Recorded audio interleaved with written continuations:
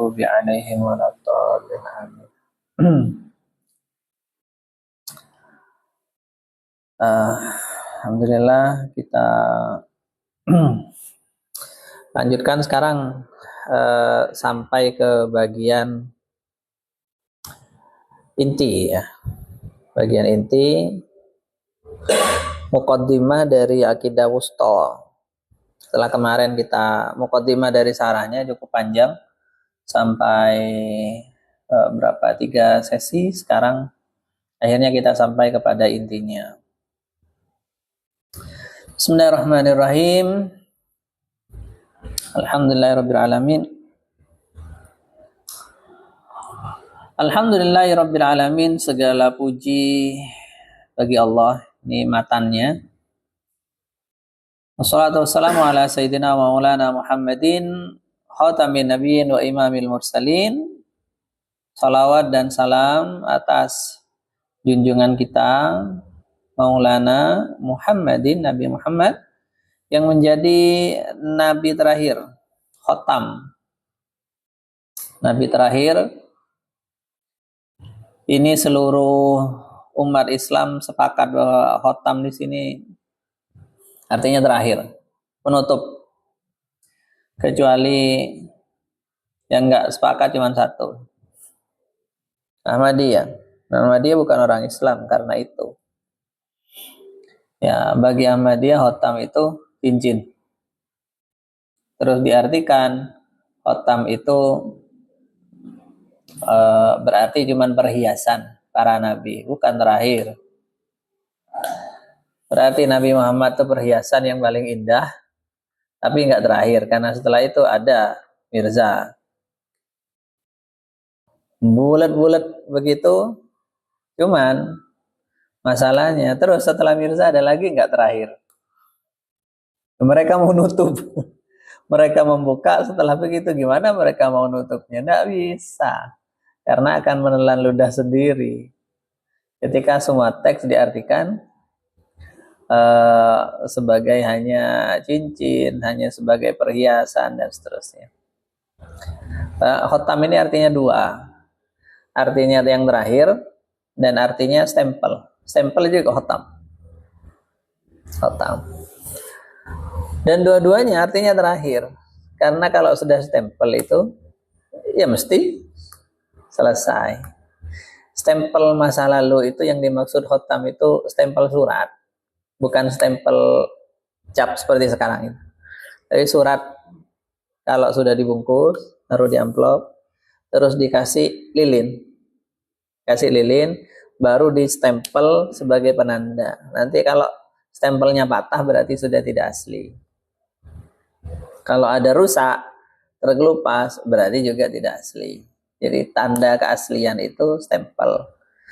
Ditaruh di kertasnya,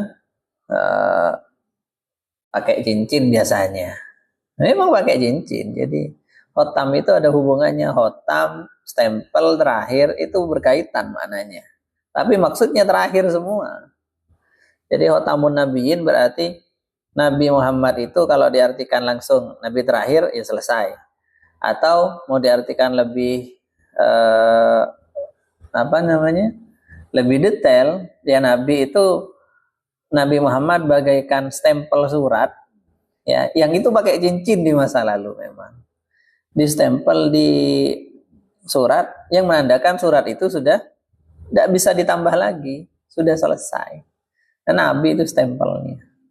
Begitu. Yang memang pakai cincin biasanya. Yang punya cincin cuma satu. Oke, jadi begitu maknanya. Kalau Ahmadiyah, Islam apa tidak? Tidak, kafir. Kafir. Jadi satu ini bukan hal yang bisa dinegosiasikan.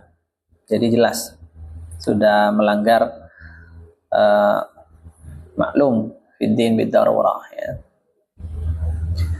Wa imamil mursalin, dan imamnya para rasul, jelas ya. Wa radhiyallahu ta'ala an ashabi Rasulillah ajmain. Semoga Allah meridhai seluruh sahabat Rasulullah seluruhnya. Wa man tabi'um bi ihsanin ila yaumiddin, dan siapapun yang mengikuti mereka dengan baik ila yaumidin, sampai hari kiamat. Wa ba'du, setelah itu, fahadi jumalun muhtasarah, ini adalah keterangan-keterangan yang singkat ya. Tukhrijul mukallafa bifahmiha insyaallah taala minat taklid al-mukhtalafi fi imani sahibi, yang insyaallah akan mengeluarkan seorang mukallaf dengan pemahamannya, dengan memahami jumal muhtasarah ini, dengan memahami kitab kecil ini. Ya, matanya kan memang sedikit kecil ini. Insyaallah taala, kalau Allah memang berkehendak, ya, kalau Allah tidak berkehendak ya tetap percuma aja. Ya, ini ketelitian Imam Sanusi bahwa pemahaman itu dan kesadaran itu berbeda. Kadang orang bisa paham sebuah penjelasan, tetapi tetap aja nggak sadar. Ya itu, makanya ada insya Allah di sini. Bukan berarti kalau paham lantas otomatis pasti efeknya tidak taklid. Tidak ada mesti.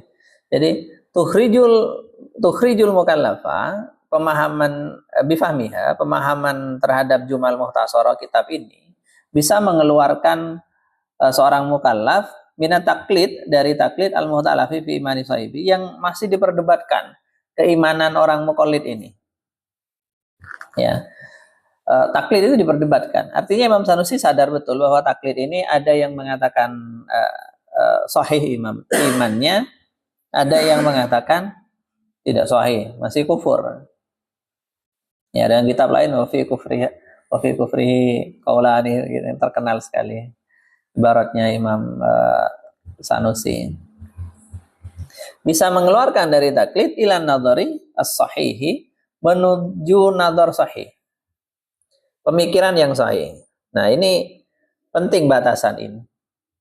Artinya nadhar itu ada yang nggak sahih. Tidak semua nadhar itu sahih.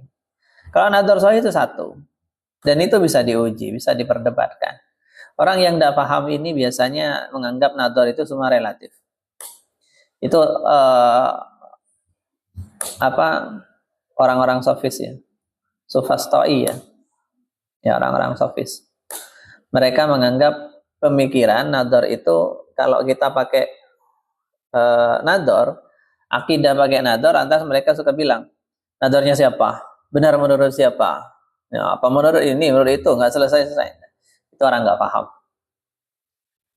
Nadhar itu satu, kalau yang sahih. Pokoknya metodenya sahih, itu satu. Dan untuk mencapai metode sahih itu memang perlu diskusi, bisa diperdebatkan. Tetapi nadhar yang sahih itu akan sampai pada satu kesimpulan yang sama. Seluruh umat manusia yang beragama, nah, pokoknya mikir betul, itu akan sampai pada kesimpulan bahwa Tuhan pencipta semesta itu satu. Dan bahkan yang kelihatan tidak begitu, itu ketika sarjana-sarjananya ditanya mesti satu. Makanya kita lihat Hindu, Buddha yang ada di Indonesia setuju pada sila pertama, ketuhanan yang Maha Esa. Padahal kalau kita lihat dewa-dewanya banyak, dewa-dewanya banyak yang sakti-sakti itu. Nah, dan ada patung-patungnya, patung ini, patung itu di kuilnya macam-macam, dan itu disembah. Tapi ketika ditanya betul sarjananya, apa emangnya Tuhan ada banyak tak? Mereka ternyata jawab enggak, Tuhan sebenarnya satu. Itu semuanya adalah, nah baru ada takwilan-takwilannya. Ada yang bilang itu seperti sifat-sifatnya. Kalau dalam Islam seperti sifat-sifatnya. Sebenarnya Tuhan itu satu, sifatnya banyak. Jadi perwujudan sifat yang ngurus ini, ngurus itulah itu, macam-macam. Tapi satu. Karena memang secara nadhar sahih, akal itu tidak akan mungkin menerima yang lain, kesimpulan yang lain. Begitu. Paham ya? Jadi mesti satu lah intinya.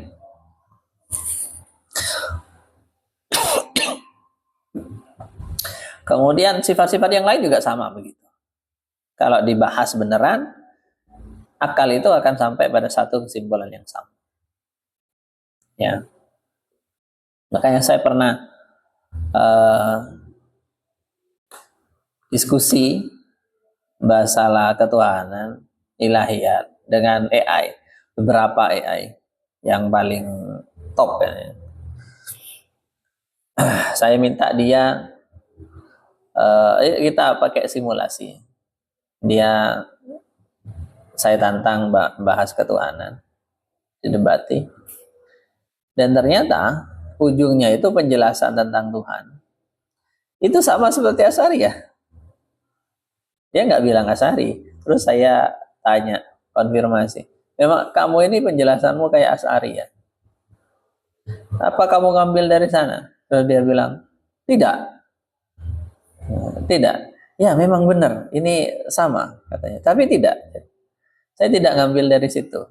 Karena ini adalah kesimpulan logis yang universal. Dia bilang. Dan dia terus ngasih sumber-sumber bahwa di agama-agama lain juga sampai pada kesimpulan itu. Bahwa Tuhan ini transenden, Tuhan ini satu, Tuhan ini tidak berfisik, ya, di luar ruang dan waktu. Itu sama. Karena kesimpulan selain itu akan nyampe pada logika yang rusak. Gitu. Jadi ya nazar sahih itu ada gitu. Al-mujma' ala imani sahibihi, yang kalau dengan nazar sahih ini disepakati. Jadi misi utama kitab ini yang menjadi pembeda, yang betul-betul di-highlight oleh Imam Sanusi adalah menolak taklid. Misi utamanya adalah menolak taklid. Di mana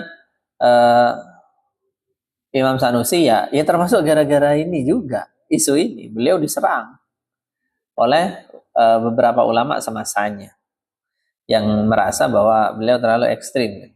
Mosok muqallid terus nggak sah gitu. Ya. Cuman setidaknya faktanya adalah muqallid ini diperselisihkan. Memang diperselisihkan. Nah, kalau dengan kitab ini insya Allah kalau paham maka imannya jadi naik dari tahapan yang masih diperselisihkan kepada yang mujma', yaitu iman yang pakai nador, betul-betul dengan kesadaran. Ya, dalil-dalilnya banyak. Oke.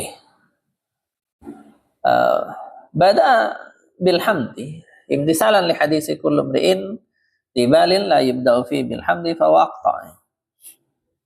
Ini sarahnya. Yang Sanusi memulai dengan alhamdu ini karena menjalankan perintah dalam hadis semua hal yang baik kalau tidak dimulai dengan hamdu maka dia buntung. Wa yurwa ajdam ya, ada yang memakai lafaz ajdam ya, sama. Buntung. Maksudnya gimana? Ai naqisul barakah ghairu tam. Jadi yang dimaksud adalah sedikit barokahnya, tidak sempurna. Ada kebaikan kalau nggak dimulai dengan alhamdulillah, pujian terhadap Allah, maka barokahnya sedikit. Oke. Nah, sekarang kita mulai pada pembahasan alhamdulillah. Walhamdu fil masyhur, adapun alhamdu dalam pendapat yang populer ya. Wasana'u bil lisan alal mahmudi adalah pujian dengan lisan terhadap sosok yang dipuji bijamili sifati, dengan sifat-sifat yang bagus, yang indah ya. Sawa'un ta'allaqa bil fadail au bil fawadil, baik itu berupa sifat yang berhubungan dengan fadail, fadilah ya. Apa fadilah?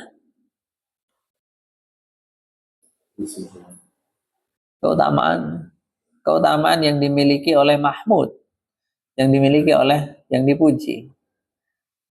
Au bil fawadil. Fawadil jamaknya fadilah. Apa artinya? Kalau tadi fadilah. Nah, kalau ini fadilah. Artinya kebaikan yang disampaikan kepada orang lain.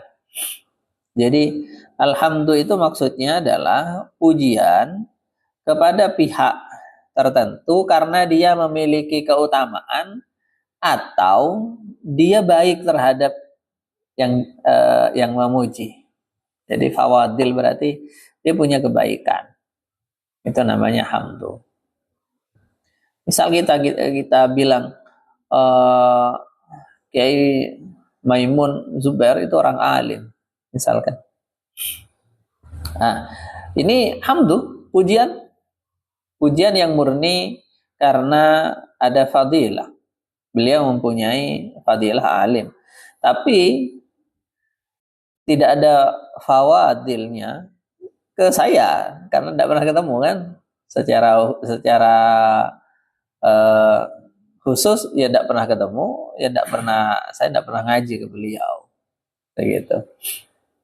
Tetapi kalau ke orang yang memang jadi muridnya, memang langsung ngambil apa, nah itu namanya fawadil. Jadi kalau alhamdulillah itu umum. Wa in syi'ta qulta wasana'u bil kalam ila akhirih. Nah, ini kritik Imam Sanusi yang ada di semua kitabnya saya kira ketika membahas alhamdulillah ini. Beliau definisi standar itu adalah as-sana'u bil lisan. Kalau sana bil lisan itu berarti sanaknya harus dari makhluk. Nah, karena yang punya lisan itu makhluk. Tapi kalau bagaimana dengan Allah sendiri? Allah kan juga sana terhadap dirinya sendiri, maka nggak masuk berarti. Makanya di sini kalau kamu mau ada tawaran dari beliau yang sana bil kalam saja ila akhirih ya. Wa ahsan itu lebih bagus. Li tanawala ta'rifu alhamdul qadim al hadis. Supaya definisi ini mencakup pujian yang qadim dan hadis. Pujian yang qadim berarti pujian dari Allah yang tidak pernah berakhir ya. Kama asnaita ala nafsik itu di hadis. Wal hadis dan pujian yang dari makhluk. Bila fil awal beda dengan ucap definisi pertama yang mengatakan al-kalam bil lisan. Fa innahu la yatanawalu ila alhamdul hadis. Karena kalau pakai lisan berarti tidak mencakup kecuali pujian makhluk saja. Idil lisan la yakunu illa lil hawadis. Karena lisan ini tidak ada kecuali bagi hawadis. Ya, karena yang punya organ itu hanya hawadis.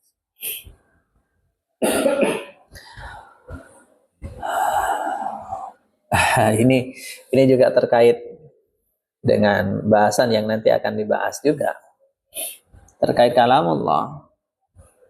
Orang yang mengatakan kalamullah bil harfi wa sauti itu coba tanya. Terus pakai lisan gitu. Harfi wa sauti kan produksinya lisan kan? Berarti Allah punya lisan gitu. Kalau ditanya gitu, bingung jawabnya. Kayaknya ada orang yang ngotot, ada harf, ada saut, dan harf dan sautnya tidak boleh ditafsir. Betul-betul harf dan saut yang kita tahu. Nah, saya tanya, keluar dari mana itu? Lama jawabnya. Akhirnya bingung sendiri. Karena kalau dia jawab keluar dari zat Allah, punya lisan kan? Punya lisan. Berarti ada organ. Begitu. Dan kena lam yalid wa lam yulad itu. Kena. Yalid kan kalau keluar sesuatu. Terus selain masalah tajsim, jelas. Sudah melanggar tajsim, terus kemudian melanggar lam yalid wa lam yulad. Kemudian opsi kedua, karena dia tidak berani ngomong gini, dia ngaku juga. Kalau dijawab apa namanya, bukan keluar dari zat Allah, tapi ada di luar, maka dia kena Mu'tazilah. Kan pendapatnya Mu'tazilah begitu. Kalam itu diciptakan di makhluk. Begitu, makhluknya yang keluar suara. Akhirnya dia ngaku ini jebakan katanya. Karena itu yang paling aman bagi kita, dia orang Wahabi. Paling aman bagi kita adalah tidak mempertanyakan itu dan tidak membahas itu. Saya kejar lagi. Kalau begitu keyakinan Anda ini bermasalah dan Anda mengakui, cuman nggak mau ngomong. Ya orang munafik kan begitu. Ngomongnya baik, hatinya bermasalah. Oh, itu masalah besar. Jadi kalau memang Anda merasa salah, bukan hanya jangan diomongin, tapi jangan diyakini. Selesai. Selesai. Harusnya begitu. Oke. Terus. Wa syukru. Adapun syukur. Apa syukur itu? Terima kasih. Ya, syukur itu terima kasih. Wa asana bil lisan au bi ghairihi. Yaitu pujian dengan memakai lisan atau selain lisan. Idza kana dzalika sana muqabilan lin ni'am. Apabila pujian itu sebagai apa? Muqabilan lin ni'am. Sebagai pertukaran nikmat, ya, karena menjadi balasan dari nikmat yang diberikan. Nah, itu terima kasih. Jadi kalau terima kasih itu ada sesuatu yang kita dapat, terus kemudian kita ucapkan. Itu syukur. Nah, jadi syukur itu sendiri harusnya nggak perlu jadi bahasa Indonesia itu. Sudah ada bahasa Indonesia. Terima kasih. Itu malah memperkeruh makna. Seolah orangnya syukur, kamu tidak bersyukur. Di bahasanya, kamu bersyukur ya. Terima kasih. Kenapa gak bilang terima kasih aja? Karena terima kasih ke orangnya juga terima kasih. Ucapan terima kasih itu kalau ada kebaikan yang sebelumnya dikasihkan. Falhamdu, maka alhamdu, ya, pujian, akhasu minasyukri biasa bimahallihi. Itu lebih khusus daripada syukur, sesuai dengan tempatnya, lebih sempit ya.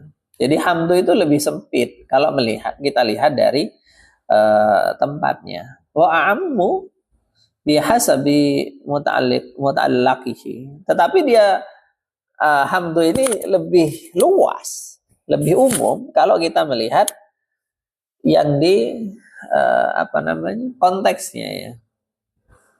Syukru alal aksi, syukur ini kebalikan. Jadi hamdu satu sisi lebih umum, satu sisi lagi lebih khusus daripada syukur. Karena kalau hamdu itu, pujian itu bisa mencakup yang karena sifat terpuji atau karena memang dikasih sesuatu. Kalau syukur itu kan enggak, khusus bagi yang dikasih sesuatu. Tetapi kalau hamdu itu harus pakai kalam. Kalau syukur enggak. Syukur enggak selalu pakai kalam. Enggak selalu pakai ucapan. Wasadalla katsirun minal a'imma ala kauni syukri amu biasa bil mahal bi qauli syair, tetapi ada sebagian imam yang berdalil bahwa syukur itu justru lebih umum dari segi mahalnya, tempatnya. Karena ada ucapan seorang penyair, afadatkumun na'ma'u minni salasatan, jadi walisani wa dhamiran muhajjaba. Kalian mendapat nikmat dariku ada 3. Tanganku, lisanku, dan hatiku yang tertutup, ya, yang tidak tampan. Cuman masalahnya ini ada masalah ya. Wa fil istidlali bihi nadrun. Make syair ini juga perlu dipertimbangkan lagi gitu, bisa dipikir-pikir lagi, nadhr ya. Ilam yutliki syairu lahda syukri ala salasah hatta istadalla bilahdihi. Karena di sini tidak ada lafaz syukur sama sekali nih. Masa nggak menyebut lafaz syukur terus kemudian dijadikan dalil bagi syukur. Ya. Ini yang begini seperti catatan kaki itu pendapatnya Zamakhsyari.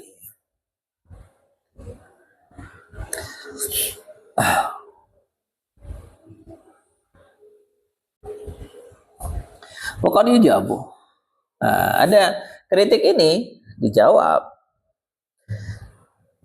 Bi'anna fihi istilah maknawiyan, karena dalam pemahaman seperti itu ada argumentasi secara maknawi.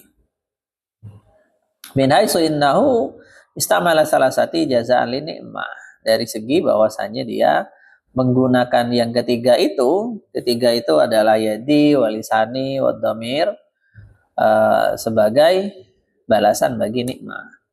Wa kullu jazain lin ni'fah urfan fa huwa syukrun lughatan. Setiap balasan bagi nikmah yang diberi, berarti kan syukur itu, bukan hamdu. Ya. Fa intinya minasyakil awal, sehingga kesimpulannya dari bentuk itu berarti istimalu salasa syukrun lughatan. Menggunakan tiga itu ya berarti syukur bukan hamdu. Ya. Wa dzarif. Nah, ini bagus nih. Bagus. Ya. Fahfathu, maka silakan dihafal. Okay. Jadi ini gayanya ulama klasik kalau menukil perdebatan kayak gini. Gak ada beban ya. Gak ada beban. Dikritik sendiri terus kemudian dijawab. Jadi kalau biasa-biasa saja. Ini ciri khas kitab kitab yang untuk disajikan ke pelajar. Jadi kitab itu ada dua macam. Ada kitab yang memang siap saji, bisa disajikan ke pelajar. Itu kalau ada ikhtilaf dibahas santai. Artinya tidak dipatahkan habis begitu biasanya. Kecuali kalau memang sesat ya, lain. Tapi ya istilah-istilah yang nggak sesat itu ya ini ada beberapa begini, dalilnya begini, dikritik begini, jawabannya begini, itu biasa. Ada kitab yang memang modelnya bukan untuk santri, tapi kitab wacana. Nah, kalau gini ini biasanya kitabnya Imam Razi. Oh, itu memang kritiknya luar biasa. Jadi macam-macam kemungkinan diuraikan semua dan dikritik. Apa yang baca kalau nggak ahli ya bingung. Ya, karena saking rimbun pembahasannya. Itu nggak cocok untuk santri. Terus wala syakka anna Maulana Jalla wa Azza musnan alaihi bil qulub. Tidak ada keraguan bahwa Allah Subhanahu wa taala ya musnan alaihi bil qulub, dipuji dengan hati, enggak ada keraguan. Bima araftahu min kamali dzatihi wa sifatihi, sebab apa yang sudah kamu tahu yang berupa dari kesempurnaan zatnya dan sifatnya. Allah itu dipuji pakai hati. Wa ayyada dzalikal uqul bil adillah al-qatiyah, dan juga akal menguatkan hal itu. Menguatkan apa? Menguatkan pengetahuan kita bahwa Allah itu punya kesempurnaan zat dan sifat. Ya, dengan dalil-dalil yang qat'i, al-qati'ah. Ya. Dalil qat'i itu dalil yang sudah tidak bisa dipatahkan. Jelas. Hatan zahar anha aqaidul fasad, sehingga dengan pengetahuan bahwa Allah itu sempurna, kemudian ditambah dalil yang qat'i, itu bisa tersingkir, inzahat, tersingkir darinya aqaidul fasadnya, akidah-akidah yang bermasalah. Allati antajaha mahdud tawahumat wa tahayyulat, yang diproduksi oleh prasangka belaka dan hayalan belaka. Nah ini ada satu clue lagi, bahwa akidah-akidah yang fasad, akidah-akidah sesat itu mesti munculnya dari tawahumat dan tahayyulat, prasangka, mikir-mikir sendiri gitu, menghayal-hayal sendiri, akhirnya ya itu sudah wes ndak jelas sama sekali.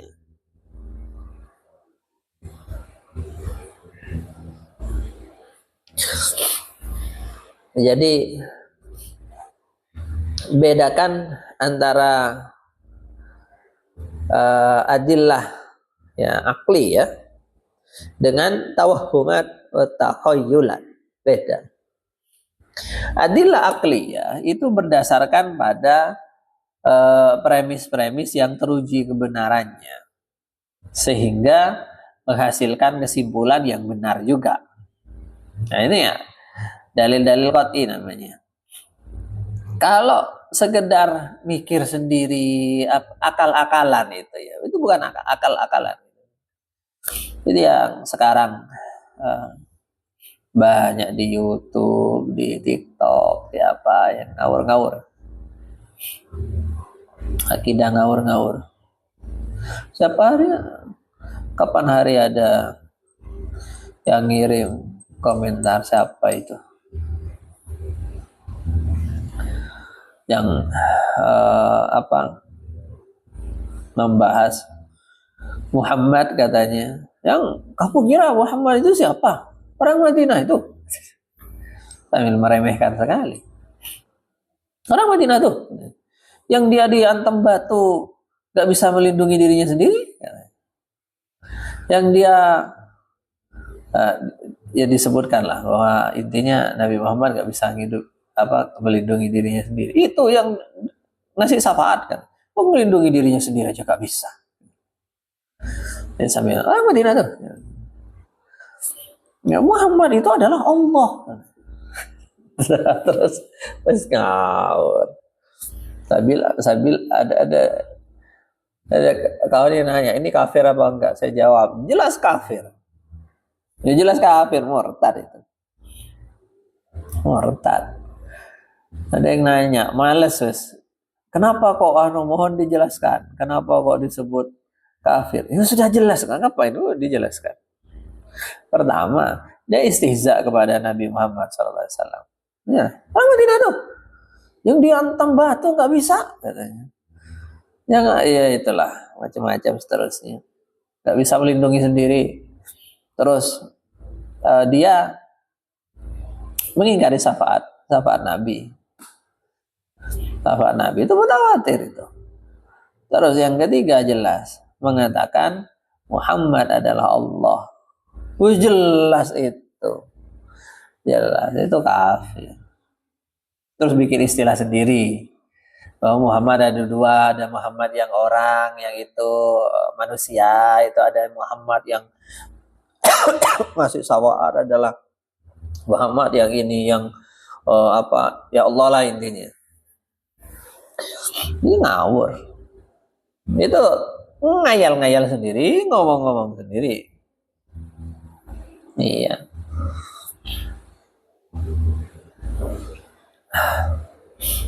Ya, akidah sesat yang muncul dari situ semua.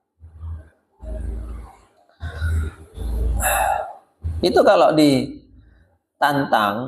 dialog ini, nggak mau, karena dia tahu kalau ketemu dengan yang ilmiah dia pasti nggak bisa jawab. Akhirnya cuma ngomong, kamu belum sampai. Ya saya jawab juga, ya kamu begitu ngomong gitu karena belum sampai. Gak cuma ngomong kan gampang.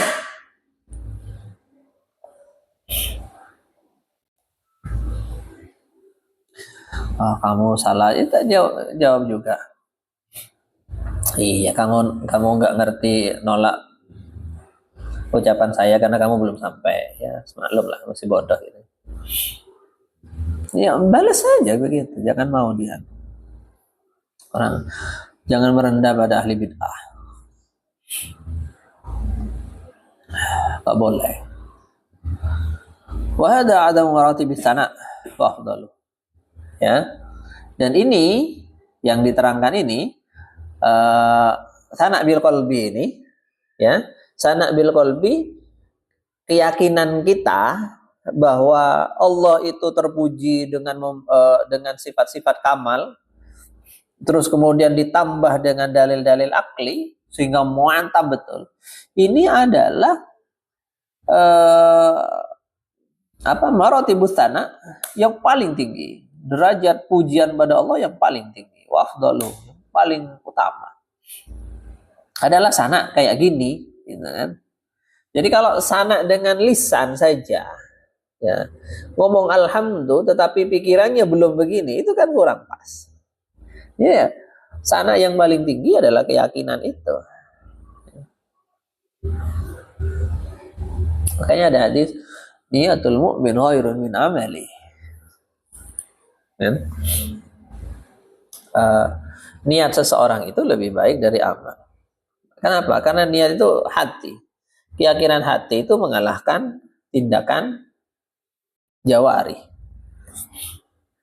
Keyakinan hati tentang Allah itu bisa menyelamatkan kita di akhirat. Jawari tok tanpa di ini baik apa ya kan amal jawari. Tapi keyakinan hatinya salah, ya tetap tidak bisa, tetap celaka. Terus wa jalla wa ala musnalahi aidan bil alsinah. Allah Subhanahu wa taala itu juga dipuji dengan lisan, dengan ucapan. Bima tukiru bihi, dengan sesuatu yang engkau akui min infiradihi ta'ala bi sifatil jalal wal kamal, dengan kesendirian Allah, memonopolinya Allah dengan sifat jalal dan kamal. Allah itu memonopoli sifat jalal dan kamal. Pernah dulu kan ditanya apa sifat jalal? Hah? Jamal?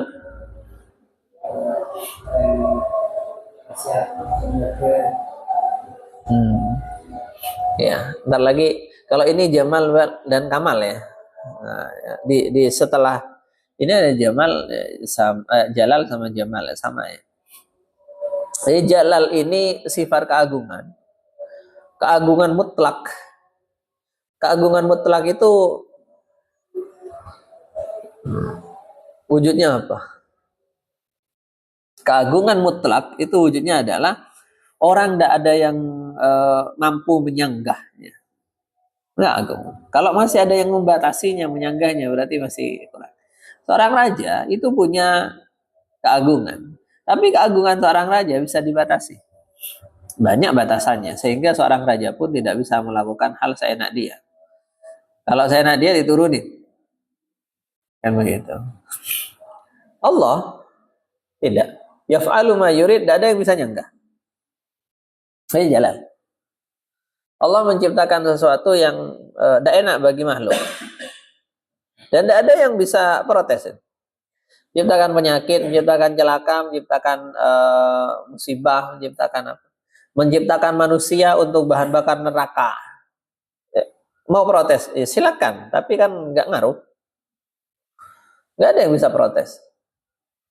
Orang dibikin tua, bikin lemah, bikin sengsara, bikin kena musibah, tidak enak hidup di dunia ini.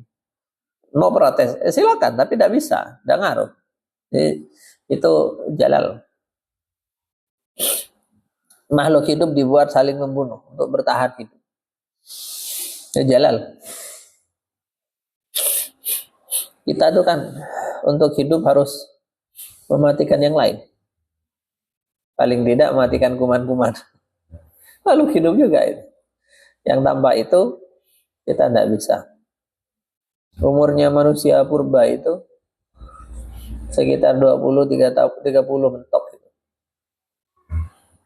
Kalau katanya penelitian, manusia gua dulu, manusia waktu masih hidup di gua itu umurnya 20-an itu sudah tua, 30 mentok. Jarang lebih. Mesti sakit mati. Kenapa? Karena waktu itu tidak bisa membersihkan kuman. Dari sabun. Orang baru umurnya panjang-panjang itu ketika bisa membersihkan diri dengan baik. Ya. Kemudian dia makan sesama makhluk yang hidup, hewan-hewan, minimal tumbuhan, ini dimakan juga. Kasihan. Dan kita manusia juga dimakan oleh hewan lain di masa lalu, juga dimakan sebagai kebutuhan hidup hewan lain, ya harimau dan seterusnya. Ya. Nah, kok gitu? Ya, itulah sifat jalal. Kita dikasih nyamuk, nyedot darah, beracun lagi. Ya gimana? Ya itulah hidup. Itu sifat jalal. Nah, kamal sempurna yang indah-indah. Ya. Wa ma tarafat bihi min al-ubudiyah lahu wa taslim li aqdarihi. Ya. Dan yang diakui oleh lisan, ya, yang terdiri dari penyembahan, ketundukan pada takdir, itu pakai lisan. Wa syahadah lahu bil wahdaniyah, kemudian kita itu bersahadat pakai lisan kan, bahwa Allah itu satu, esa, la ilaha illallah. Ya, syahadat itu apa? Syahadat itu apa? Apa dulu pernah? Meyakini dengan mantap syahadah. Bukan melihat.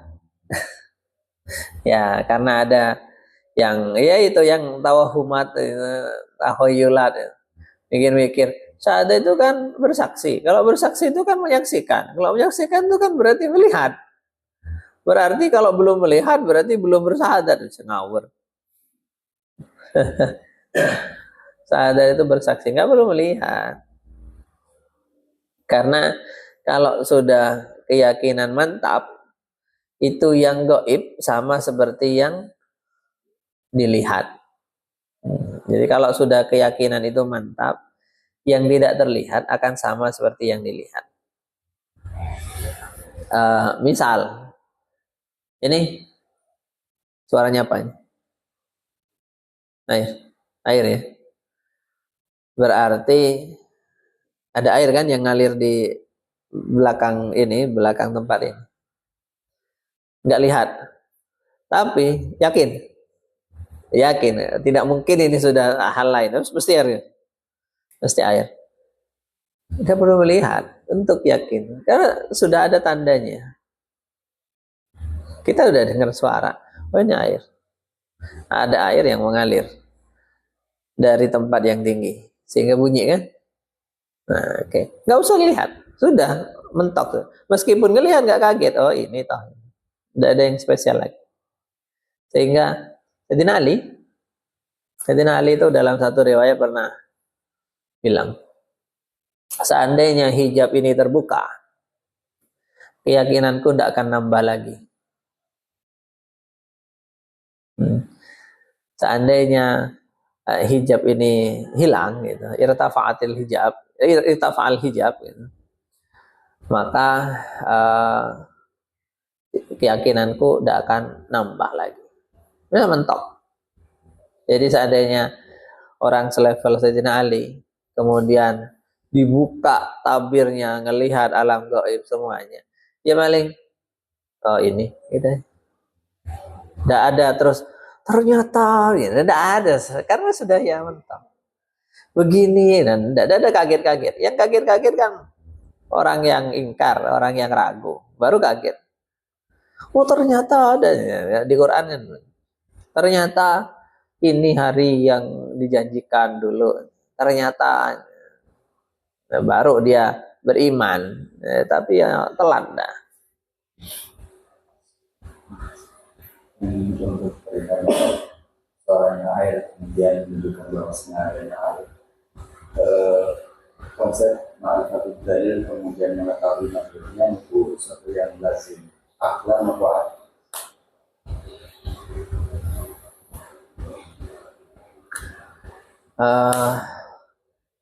yang ditanya itu konsepnya, aklan atau adatan. Itu aklan. Itu aklan. Bahwa dalil menunjukkan madlul itu aklan. Akli. Iya. Rasional. Oke, ada lagi. Terus. Wala syakka. Tidak ada keraguan lagi. Annahu ma syakarallaha ta'ala abdun lam yahmadhu bilisanihi. Alama jabil hadis. Tidak ada keraguan bahwa seorang hamba itu tidak disebut bersyukur kepada Allah, berterima kasih kepada Allah, apabila dia tidak memujinya dengan lisannya. Jadi kalau mau disebut syukur, harus memuji dengan lisan. Nah ini satu paket ya, sesuai dengan apa yang diungkapkan di hadis ya. Ma syakarallah abdun la yahmaduhu, hadisnya. Tidak dianggap bersyukur seorang hamba yang tidak memujinya. Kalau nggak muji Allah ya berarti tidak bersyukur kepada Allah. Li'annal apa ini? Mambi'ah ya. Amma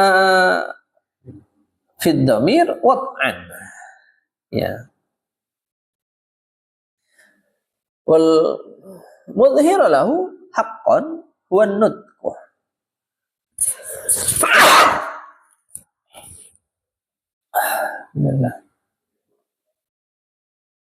Karena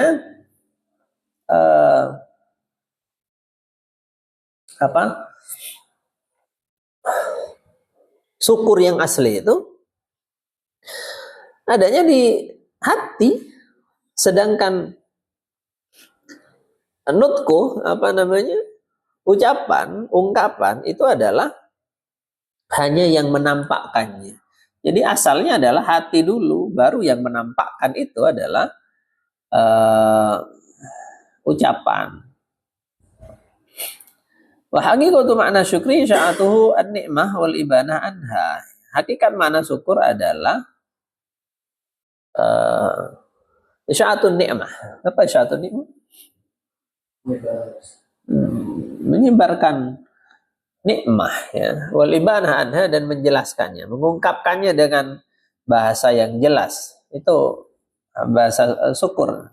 Terima kasih itu adalah menyebarkan, mengungkapkan ke orang-orang bahwa ini saya dapat nikmat dari ini loh.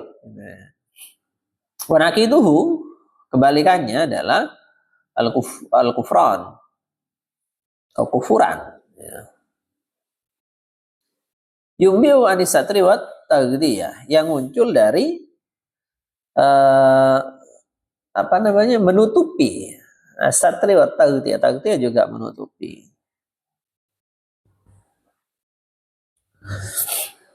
Wala syakka. Jadi yang disebut kufur, tidak mau berterima kasih itu apa? Nikmatnya disembunyikan, tidak diumumkan ke orang, diem aja, seolah-olah tidak terjadi apa-apa. Itu kufran namanya, kufur nikmat. Wala syakka an intisara fi syukri alal qalbi. Ada keraguan bahwa sungguhnya syukur pakai hati saja ya, fihi naun min at-taghtiyah, itu berarti kan menyembunyikan rasa syukurnya, terima kasihnya, menyembunyikan nikmatnya. Ya, uh, syukur kepada Allah, tapi dalam hati itu nggak pernah ngomong lisannya.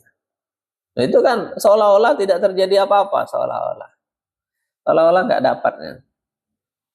Illa anna hadha sana bil lisan wa in kana lahu min asyarah ma'ulim, ya. Meskipun kemuliaannya itu, kemuliaan syukur dengan lisan ini sudah diketahui, artinya banyaklah hadis yang memuji tentang ini, ya, syukur dengan lisan itu. Bahwa far'un anil awal, yang pakai lisan ini adalah cabang dari hati, ya. Wa binasyatihanhu yastahiqu syaraf, ya. Dan karena dari hati itu munculnya, maka hati itu bisa maka lisan itu mendapatkan syaraf, kemuliaan. Wa illa kana nifaqan. Kalau enggak, berarti ya munafik. Mulutnya saja yang memuji tapi hatinya tidak. Ya. Bahwa ta'ala Allah Subhanahu wa taala musnan alaihi itu bisa dilarkan, juga dipuji dengan seluruh anggota badan. Syukur itu ada syukur dengan lisan, ada syukur dengan anggota badan.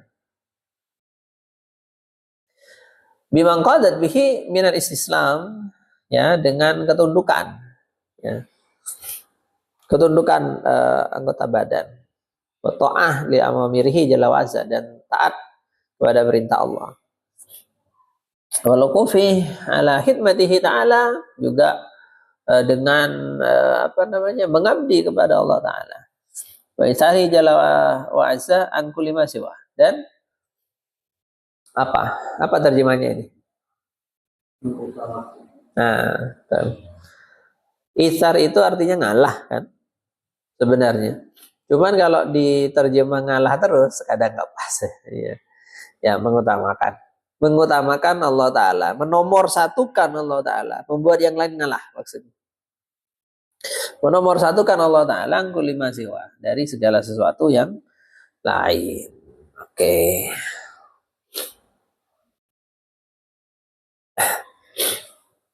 Nah, ini syukur. Wa qalilun min ibadiyas syakur. Sedikit hambaku yang syukur.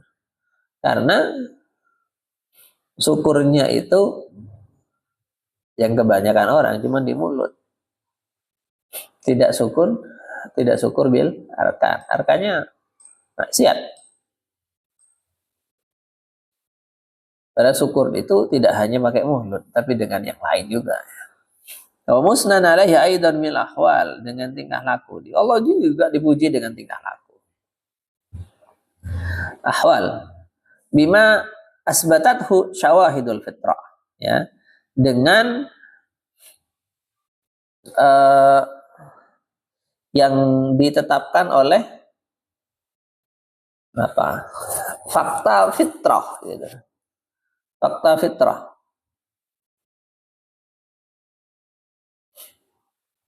Fitrah itu apa? Fitrah itu hilqah, penciptaan.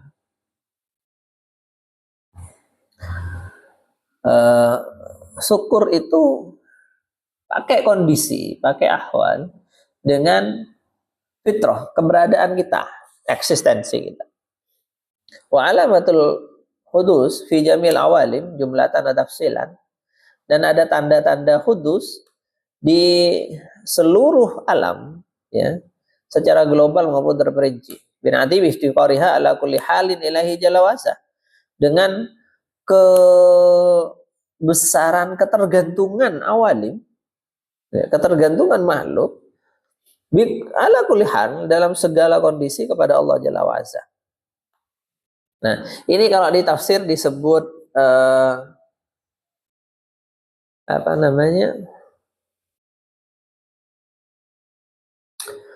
syukur hilqah, ya. Tasbihul hilqah. Jadi kalau ada di pembahasan ini Al-Isra.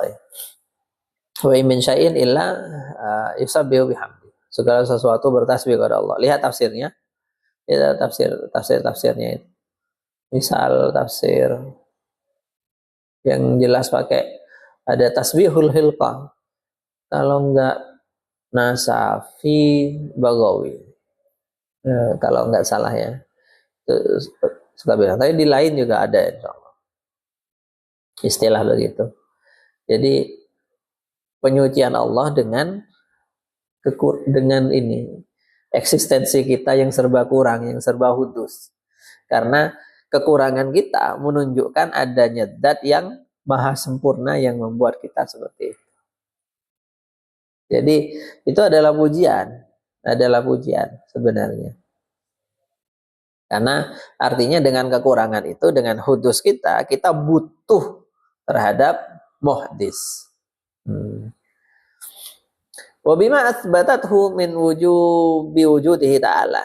Ya, dan dengan konsekuensinya yang berupa Allah itu wajibul wujud.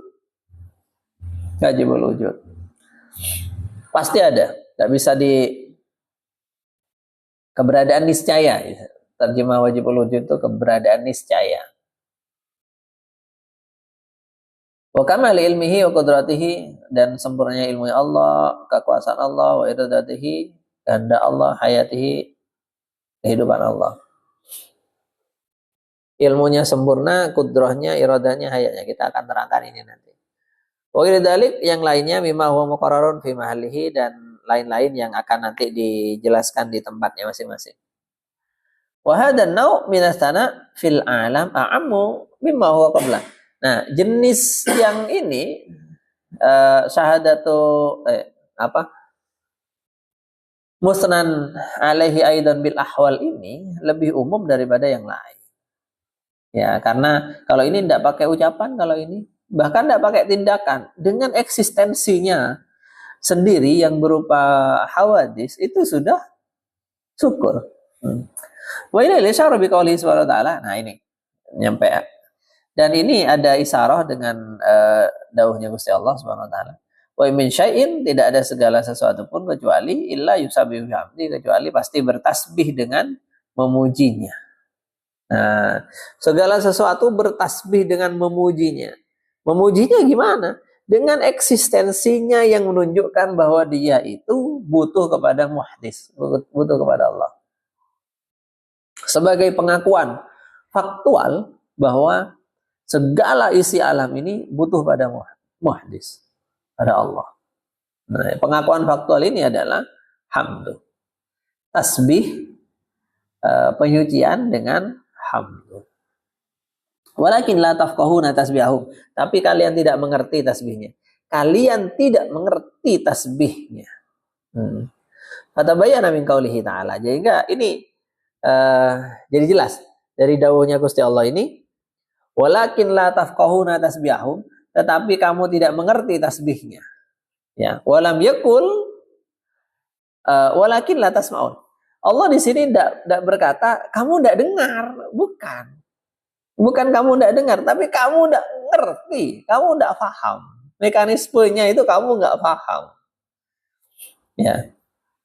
Annahu tasbihun yufqahu bil qulubiz zakiyah, bahwa itu adalah tasbih yang bisa dimengerti dengan hati yang suci, hati yang bersih, dawatil andor as-sadida, yang bisa berpikir dengan benar.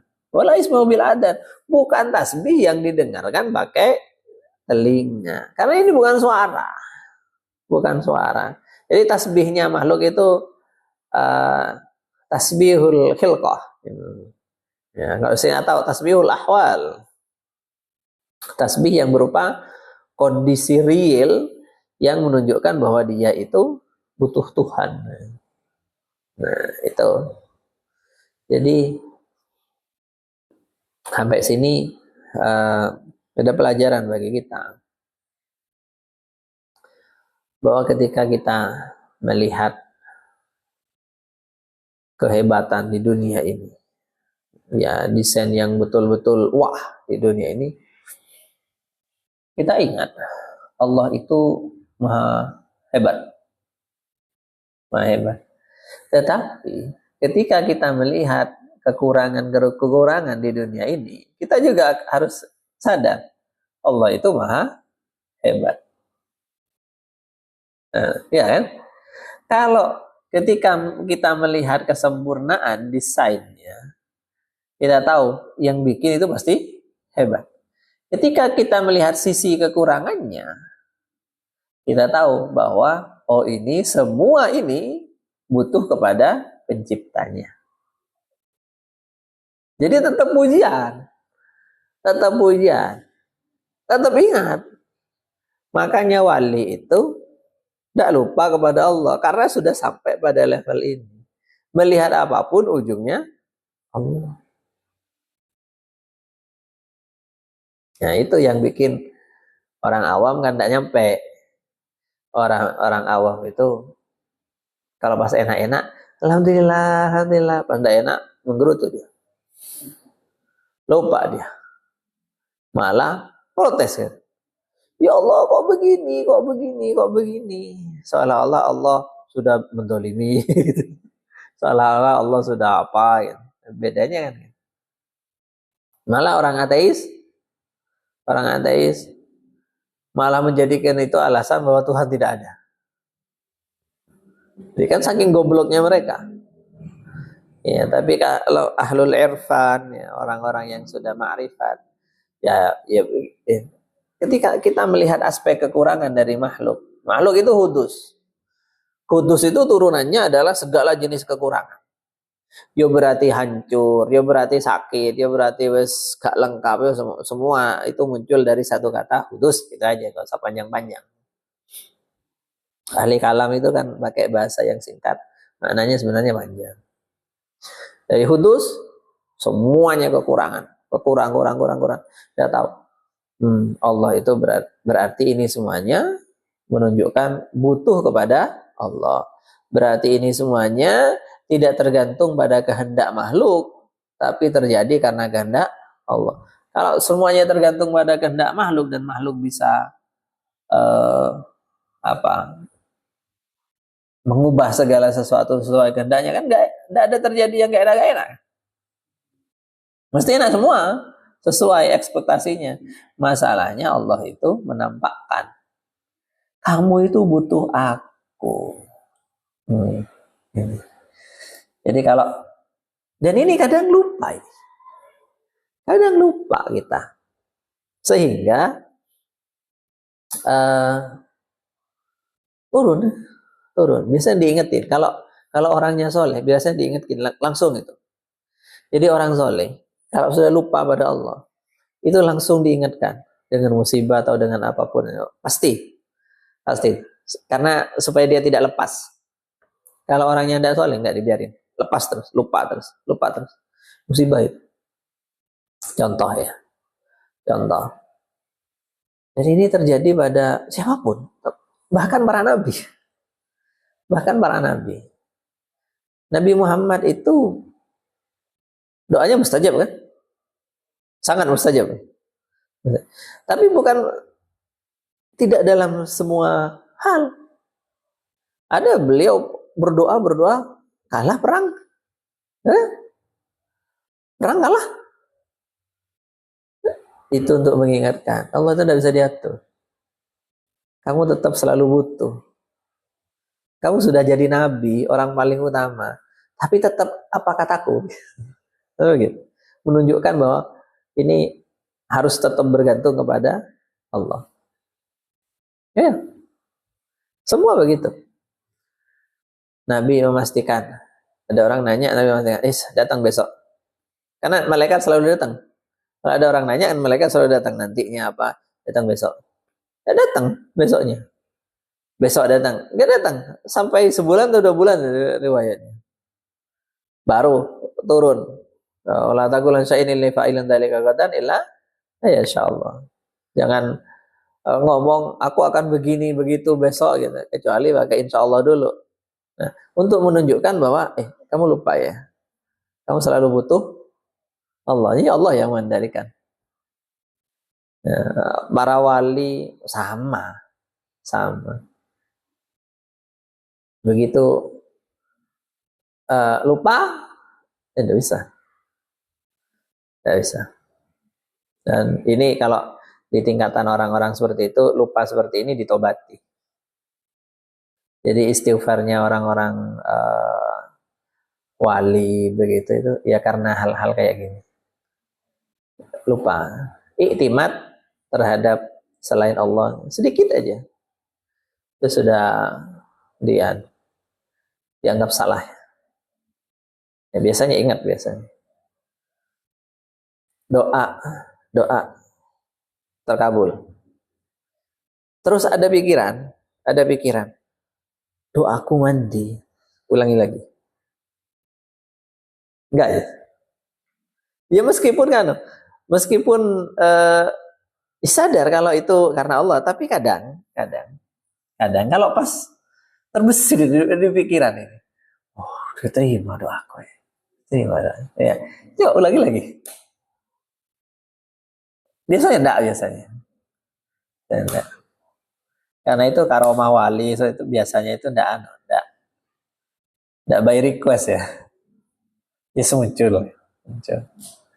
Tapi tidak bisa terus diandalkan keluar kapan saja seperti halnya hal-hal yang lumrah biasa ya. Karena itu mau di peperangan, mau di apa kan tidak bisa diandalkan. Sedikit. Karena memang itu kuncinya adalah ketergantungan pada Allah, itu intinya. Makanya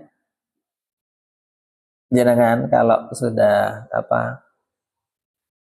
terus misalkan lupa, lah ini gampang. Nah kan harus belajar jadi ustaz kan. Pas lawas gampangnya apa nih? Coba lihat, ada momen pasti lupa ngeblank tiba-tiba. Ngeblank. Gak ingat apa-apa. Ya itu ya baru ingat. Kalau ini salah ya. Saya pernah mengalami seperti itu berkali-kali. Ya alhamdulillah lah ditegur. Nerangkan apa, ada pikiran gampang. Saya udah hafal dari dulu gitu. Ngeblank ternyata. Seketika itu juga. Saya mau jelaskan aspek tauhid. Tauhid itu ada 3. Ya. Tauhid yang saya ingat cuma 1. Saya ingat cuma 1. Nah, kok lupa? Padahal ya cuma dat sifat itu kan. Dan af'al itu. Mau ngomong itu bisa lupa. Padahal itu kan pelajaran tidak itu kan. Bisa lupa. Ya Allah. Iya, karena saya agak takabur tadi. Istighfar terus ingat balik lagi. Ya kayak gitu. Ada hal-hal. Maka terus ada saya lupa namanya, seorang syekh. Dia terkenal ahli Quran. Dia baca ngimami, diaturi ngimami karena dari luar kota datang dielu-elukan sebagai seorang ahli Quran, terus diaturi ngimami. Terus lupa, baca ayat itu lupa dia. Sehingga diingatkan sama syekh di belakangnya. Syekh lain di belakangnya yang lokal. Terus kemudian setelah sholat diledek. Katanya ahli Quran. Oh, so itu lupa gitu. Baca ayat kayak gitu lupa. Ya diem aja. Salat maghrib. Setelah itu ganti surah Isya. Surah Isya, syekh yang satunya yang lokal itu, daerah itu yang maju. Ternyata Fatihah lupa. Fatihah lupa. Terus diingetin. Makanya katanya yang bikin kita bisa mengungkapkan, menjelaskan itu ya murni Allah. Kita tidak boleh mengandalkan diri kita sendiri. Begitu. Ya, ini banyak lah. Kalau jenengan teliti di kehidupan ya begitu. Apa yang diandalkan biasanya gak jadi, gak menghasilkan. Justru hasil itu muncul dari jalur yang tidak disangka. Ya, karena ketika jenengan mengandalkan sesuatu, seolah-olah sesuatu ini punya athar. Dan Allah itu cemburu kalau ada itu terjadi. Iya. Hal apapun sudah. Rencana sudah begini-begini, biasanya nggak jadi. Ini bagi orang yang dikemani ya. Kalau nggak dikemani, tidak biasanya. Biasa. Tapi tersesat nanti, lupa betul ya. Kalau orang soleh, ada dikontrol oleh Allah. Dia melakukan itu, biasanya langsung ditegur. Instan. Atau butuh uang. Gampang lah nanti kalau kurang itu aja, ada itu. Saya pinjam ke emas saya atau siapa saya. Pas kejadian betul, tidak ada itu orangnya. Tidak bisa nolong. Kena musibah juga, terus apa. Nah, itu Allah sedang menegur. Kamu jangan iktimat ke ini. Salah kamu. Ini teguran langsung. Teguran langsung. Ya banyak di Ihya juga ada yang orang apa itu ceritanya? Nahi mungkar. Terus mau apa ngerusak berhala. Ngerusak berhala, gelut sama jinnya, sama setannya, jinnya takut kalah kan. Ketika balik lagi malah dikalahkan.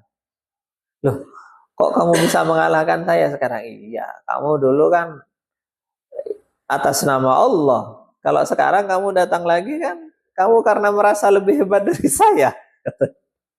Kata setannya. Ya kan kamu sendiri ini datang. Ya enggak, levelnya sudah beda sudah. Beda jauh. Sudah tidak dapat pertolongan lagi. Ya. Oke. Ada pertanyaan?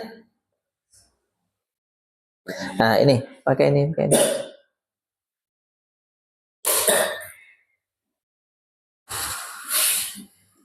Pegang aja nggak apa-apa.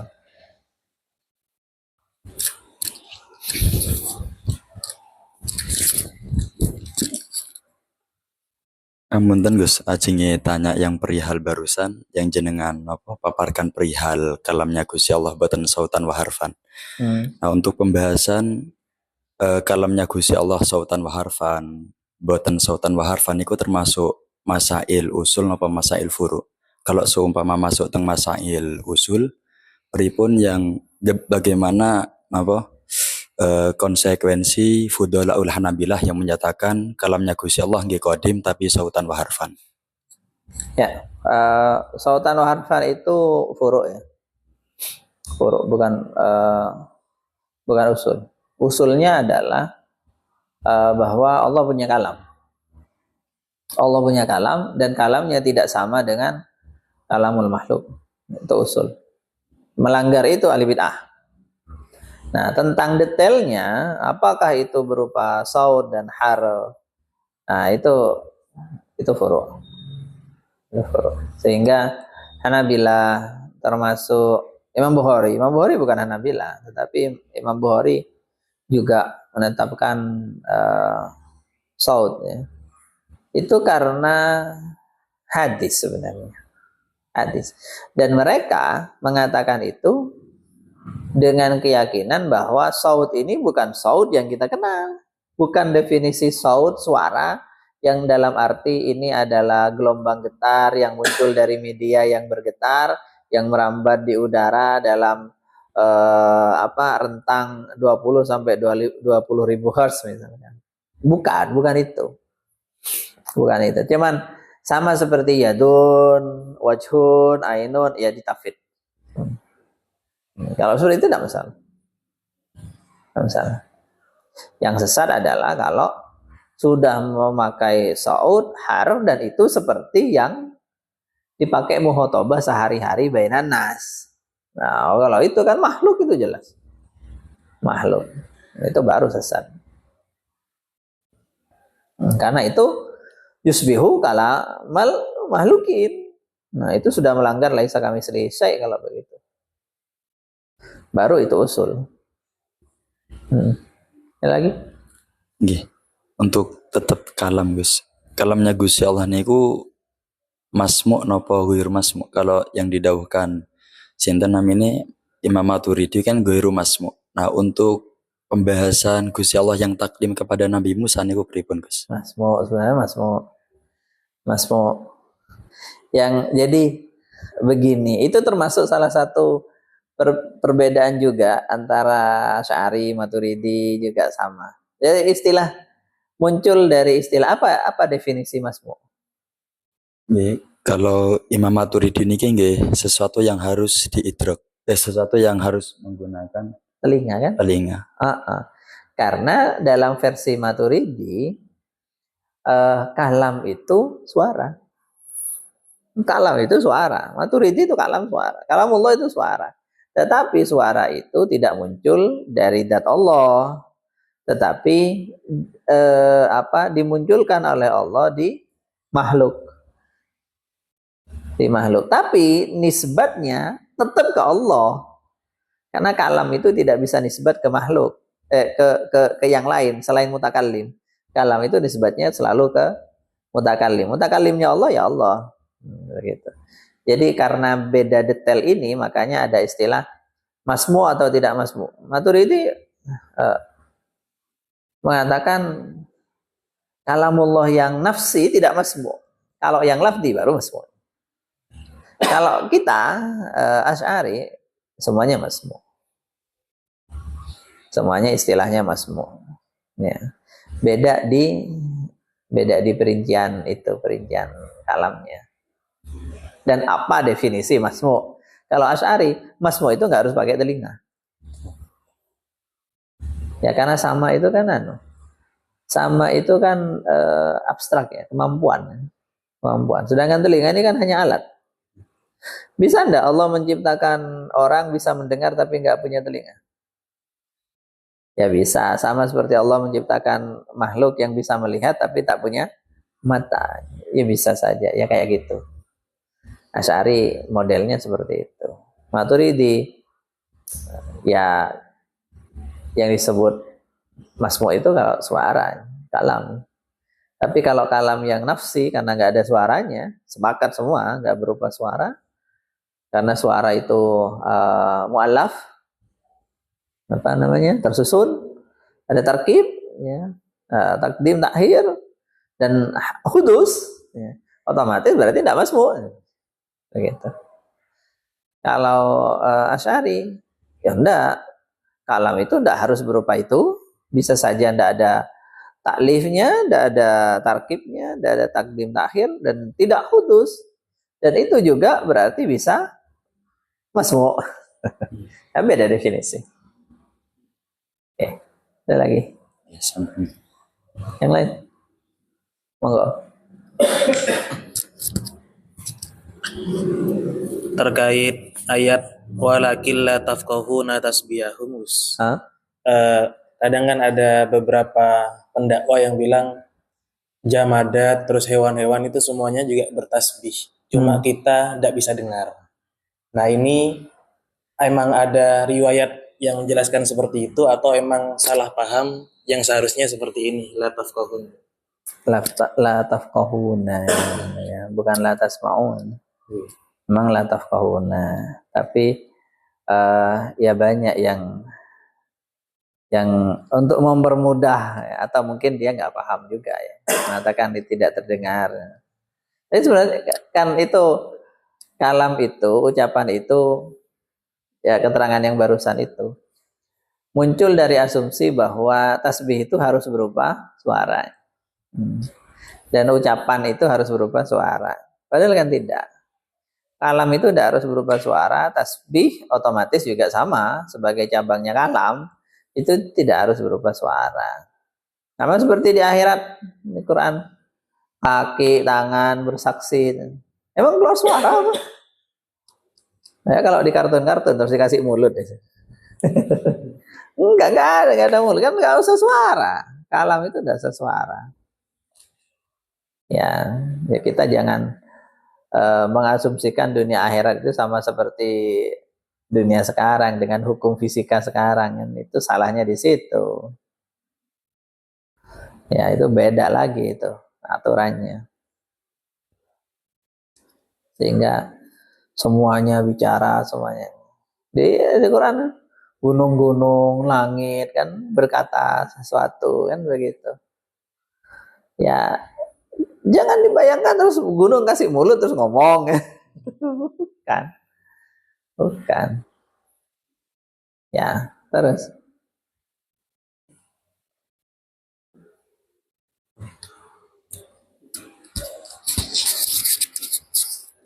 Terkait pribadi Kak itu, sebelum mendalami akidah cina bekerja tahajud serang duha gitu. Setelah mendalami enggak. Kayak itu termasuk menambah keyakinan, kenapa mengurangi keyakinan, karena cina meyakini saya itu nanti kalau saya tahajud seakan-akan tahajud yang memberi asar saya seperti ini, duha seperti ini, sehingga tidak menambah kita istiqomah seperti dulu ya. Mana bicara kita tahajud dulu tak jaga tentang menabi dulu seakan-akan diri dia paksa kan. Dan apa yang diinginkan hampir semua tercapai gitu. Dan dalam belajar akidah kan tidak boleh iktimat kepada amal. Akhirnya sedikit saya kurangi ya. Lebih ini semua karena Allah, ini semua karena Allah. Jadi keyakinannya saya itu bertambah pun berkurang ya. Itu keyakinan bertambah tapi amal berkurang. Lagi malas itu. Makanya di situ tadi ada ta'ala muslan alaihi aidan bisa iril arkan. Bisa iril arkan itu dengan anggota badan, dengan istislam, ta'ah li awamirihi. Awamirnya Allah itu ada yang wajib, ada yang sunnah kan begitu. Makanya ya ini adalah bentuk syukur. Ya itu alasan saja, itu setan aja. Itu gurur, tipuan setan. Tipuan setan memang begitu. Dan itu tanda jelek ya. Tanda jelek. Makin buahnya tauhid itu amal. Buahnya keyakinan itu amal. Jadi kalau makin bertauhid terus makin rendah amalnya, salah berarti. Salah berarti. Kita meyakini bahwa yang mengenyangkan itu Allah, bukan makanan. Bukan berarti kita nggak makan kan? Tetap makan kan? Tanpa peduli iktimat kan enggak peduli. Pokoknya lapar ya makan kan? Nah, itu juga tentang ibadah, sunnah, segala macam. Ya, jangan dikasih alasan, itu nafsu yang sedang malas. Jangan dikasih alasan seperti itu. Terus ada pepatah sih ya, jangan mewajibkan sesuatu yang tidak wajib ya. Sehingga membuat bertanya-tanya kan Okay. Ya, ada salahnya itu. Ada salahnya. Dalam konteks tertentu benar. Jangan mewajibkan sesuatu yang tidak wajib ketika mau menyalahkan orang yang tidak melakukan hal sunnah. Itu Nabi sendiri kan tidak menegur. Kalau hal sunnah ya sunnah, tidak ditegur.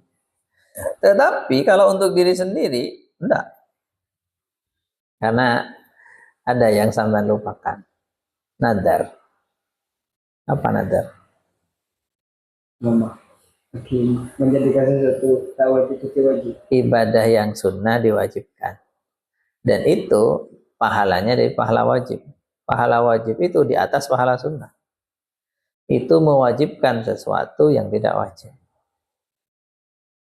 Untuk diri sendiri, bagus. Ya, dasarnya nadar. Termasuk terus dalil istiqomah. Untuk istiqomah itu harus mewajibkan sesuatu yang tidak wajib.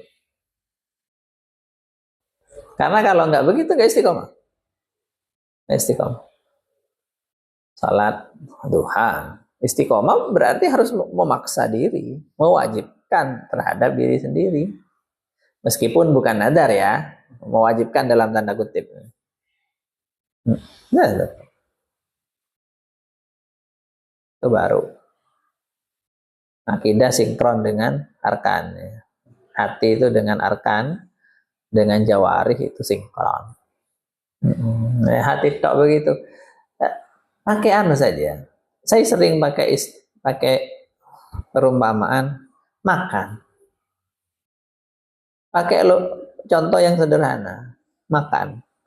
Karena soal makan ini semua orang akan sepakat. Pikirannya apapun juga. Mau dia Qadariyah, mau dia Jabariyah, mau dia Asy'ariyah, atau apapun lah. Kalau lapar makan kan. Dia mau yakini ini yang bisa mengenyangkan Allah, atau enggak, Allah enggak ikut-ikut. Ini semuanya benda yang ngasih taksir misalkan. Mau yang Qadariyah gulat, Qadariyah mutawassithah. Nah, enggak ngurus, semuanya makan. Dan itu kita pakai ke urusan agama. Karena ibadah itu kebutuhan jiwa. Dan itu jiwa harus dikasih makan. Terserah sudah kamu mau bagaimana pikirannya, ibadah. Mau mikir apa, sedang galau, boleh sholat. Lakukan itu. Yang sunnah-sunnah, sebisanya. Sekuatnya.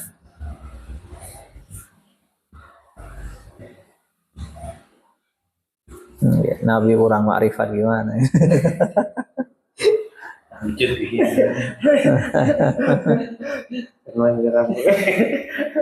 Ya. Nah, kerja juga begitu. Kerja juga sama. Kerja. Belajar akidah terus malas kerja karena semuanya Allah, sekali Allah. Kan bukan itu. Kesasar kan? Kesasar. Ya harus kerja. Terserahlah keyakinanmu gimana. Kerjaan. Kalau enggak ya enggak hasil. Enggak hasil. Itu bukan, belajar akidah ini bukan alasan untuk meninggalkan amal. Justru untuk memperkokoh amal sebenarnya. Oke. Kita tahu bahwa dalam dunia hakikat semua serba Allah. Bukan untuk kemudian enggak ngapa-ngapain. Tapi justru untuk tahu bahwa hal yang menurut sunnatullah itu masih bisa diubah, ya ubah ikhtiar. Kalau nggak bisa diubah, ya sudah terima saja. Kalau pas enak, syukuri. Kalau nggak enak, sabar. Itu saja intinya. Intinya supaya bisa dapat ini, 4 hal ini, nah itu perlu ilmu akidah yang bagus. Kalau tidak, pas enak, dia seneng. Pas enggak, kufur. Nah, ini resikonya. Jadi ateis, jadi apa, ya yang kufur-kufur. Itu gara-gara akidahnya nggak benar. Jadi itimat ala nafsi dan seterusnya. Ada lagi? Sudah ya? Kita akhiri. Wallahu a'lam bishawab.